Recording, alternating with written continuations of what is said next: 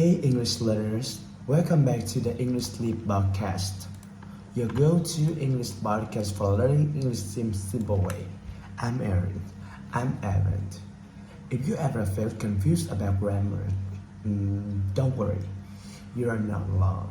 Every learner struggles at some point and thinks, which word form do I use? How do I say this the best? That's true. And it brings us to today's topic. Many of you asked for a complete tense series with making it in parts, so that you don't overwhelm it with everything at once. And today is all about the past tense. And the best part? This episode is your complete guide. No stress, no pressure. It's just natural conversation that will make everything click. Yes, we're going to cover all the past forms. Simple past, past continuous, past perfect, and past perfect continuous. And don't worry, you keep it natural. No long, boring grammar lectures, just real stories, real situations, and sample out past tense shown in everyday English. And to make it easier, you make a free PDF for you. Inside, you'll find the structure of every past tense form, clear examples, and the list is the 100 most common irregular verbs. Yes, and you can print it out or keep it on your desk. Look at it often, and soon this form will be natural, like second nature. So here's our promise. After you finish this episode, you walk away confident, feeling like, wow, I hold it is great in past tense now. Exactly. And in case you're wondering, what exactly are regular verbs? Hold on, we'll get there soon. But first, let's start with the foundation. So, Aaron, before we give it a tense, why we're starting with verbs? Because verbs like engines of a car. Without them, nothing moves. Every sentence needs action. No verb, no story. True, and the tricky part is verbs keep changing their forms depending on the tense. That's what makes learner go, which one I do? Yes, but don't worry. When you see how different work, it's like switching gears. Everything suddenly becomes smooth and clear. You know, Aaron, learners often ask me, why did verbs have free from V1, V2, V3? What's the point? Yeah, that's a common question. And honestly, answer is really simple. If think of life, telling a story. Okay, I'm listening. Well, when we talk about a habit, we use V1, the base form. Like, I go to school, I play football, right? That's the present. Isn't enough. Exactly. Now, when we talk about yesterday or something already finished, we use V2, the past form. I went to school yesterday. I played football last night. Oh, got it. So V2, there's in the finished form. Yep. And then comes V3, the past participle. And here's the important. V3 is always used for perfect tenses. Present perfect, past perfect, and future perfect. Whenever you hear has, had, or will have, we know V3 is coming right after. Well, okay, so V3 is like perfect form, exactly. So altogether, we have three forms of the verb. V1 for the present or habit, V2 for the past, V3 for the perfect tenses. Perfect, that's the whole set. And here's the cool part. Once you've learned three forms, you can build every tense in English.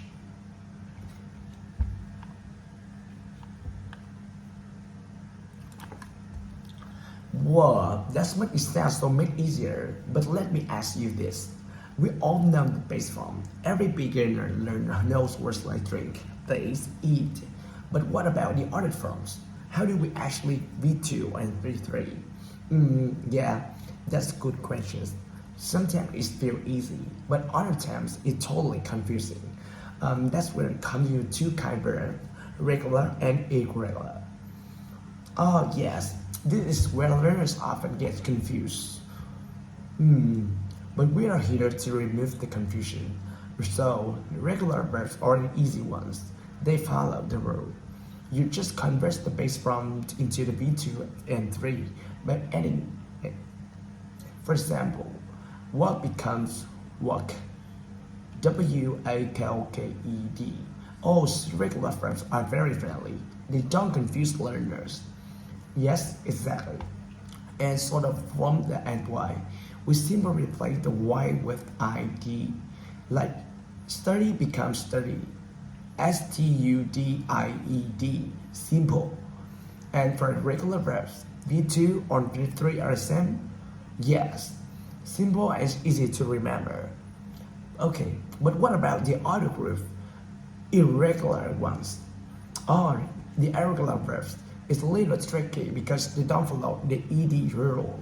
Instead, they change completely. For example, go, went, gone, or eat, ate, eating. Right, so they kind of their own personality. You just have to go to know them one by one. Yes, when you practice with them, you start to feel natural. But don't worry, good news is there are too many irregular verbs. Only about 200 in total. And you really may be 50 to 100 often. By free PDF, we give them to 100 most common irregular verbs. Okay, so it's not endless. It's just more group to focus on. Exactly. And once you know this, you can tell almost story in English. And here's the tip. You can even take a printout of the list and keep it handy on your desk, your wall, or in your notebook. When you see the verbs again, they break hard in your memory. Yes, the more often you see them, the more natural they become. Soon, you won't to even think about it. The right form it just comes naturally when you speak. Okay, so now the basics are clear. We know V1, V2, V3. We know regular verbs. And we know irregular verbs. Yes, that's our foundation. And now we can finally step into the first past tense, the simple past. Oh yes, the one we all use when telling stories about yesterday, last week, or even years ago. Exactly. Simple past is what actions are finished, done, already completed. Something that start and end in the past. And the structure is super simple. Subjects plus V2. That's it, right? For example, I played football yesterday. She cooked dinner, they went to the park. But hey, instead of just giving boring examples, why don't we do something fun? Like what? Like, let's talk about our day and we see many simple past verbs come out naturally. Oh, I like that. Already stories make a grammar mistakes. Exactly. And listeners, here are your challenge. While we're talking, try to spot the simple past verbs. Count it mean have you won. Yes, let's make it interactive. Ready? How was your day yesterday? Let me think. Well, yesterday I stayed home. I cooked some pasta and I even cleaned my room. Wait, you cleaned your room? That's history in the making. Yes. And why I clean? I felt shocked I hadn't seen in months. It feels like I discovered a treasure. Amazing. My days were a little more dramatic. I went shopping. I met a friend for lunch and then I tried to bake a cake. That already sounds suspicious. How did it get? Terribly. The cake looked fine on the outside, but inside it was harder than my old math homework. Oh no, so you didn't bake a cake, you baked a rock? Exactly. My friend smiled politely, but I knew Sue was thinking, this cake could break my teeth. That's hilarious.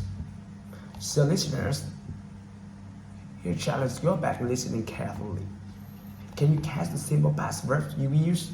Write them in comments below. Yes, count them, list them, and share them with us. Let's see how many you find. Alright, so what is our simple past? There's the thing finished, done. But sometimes we don't just want it to happen. We want to describe what happened at a moment in this time. Ah, you mean like the past continuous? Exactly.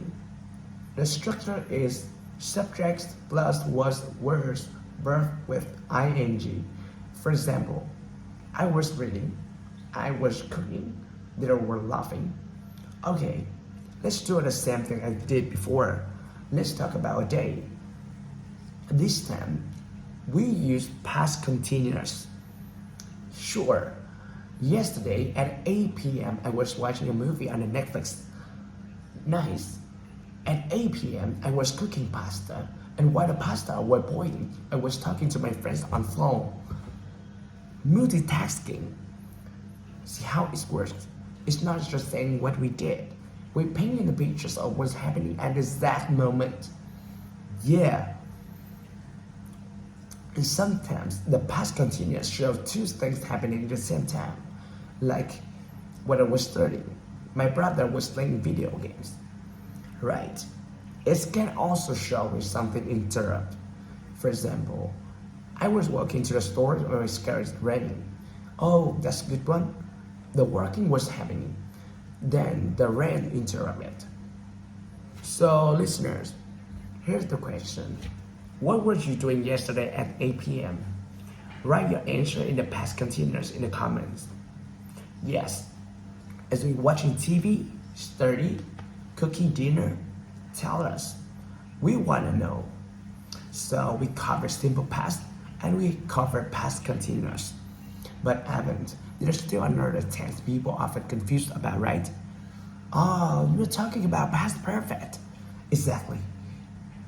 The structure is simple. Subject plus had V3. And here's the idea. Past perfect shows an action was already finished, but for an actions or time. So it's like the past or the past. That's the perfect way to put it. For example, I have finished my homework before I watched TV. Or she have left our drive. Got it. So the past perfect helps you show up when actions come first. Exactly. When we make fun with the later stories in just a moment.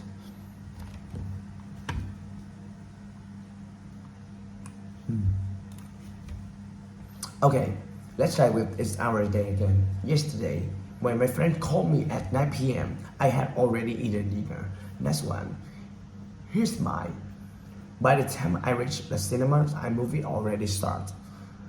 Oh no, so missed the beginning? Yeah, I only caught the second scene. Right. Another example. I was nervous because I forgotten my homework at home. Perfect. The forgetting happened first. The nervous feeling came after. So listeners, here's your challenge. Write the one sentence in the past perfect about your day. Yeah. Share it in the comments. It's a great way to lock this tense on your memories. So we done in simple past, past continuous, and past perfect. But errors, better than the one. You're right. The last one is the past perfect continuous. Ooh, sounds long scary. What is it for? Don't worry, it's actually simple. We use the one to show an action or happening or periods of time before another past moment. The structure is subject plus had been plus verb with ing. So it's like saying, I was doing this for a while before that happened. Exactly. For example, I was trying because I had been working all day. Oh, I get it. The working started earlier, it continues, and by the end we talk about it. The result was, I was tired, right? Another one, so happy because she had been waiting for a letter for weeks, and it finally arrived. That's good, a good one. Okay, let me try. Yesterday, I feel hungry because I had to study all morning without a break. Perfect. You nail it. So, listeners, here your turn. Think about your yesterday. Can you write one passive perfect continuous sentence about yourself? For example, I was sleepy because I had to watch TV all night. Yeah, share your sincerity with us. Remember, past perfect continuous is just about showing the action in progress before another past moment. Great. So we covered all the past tenses. Yeah, and here's the cool part. You all connected. You can actually tell the sense using each one. Exactly. Let's do a quick recap with a little story. Okay, here's mine. Yesterday, I missed team meeting. I was sitting in my desk, and while I was reading emails to everyone was already in the conference room, I've been checking inbox, and from over 20 minutes of college final came together. And the worst part, I had already prepared big presentation. Nobody even saw it.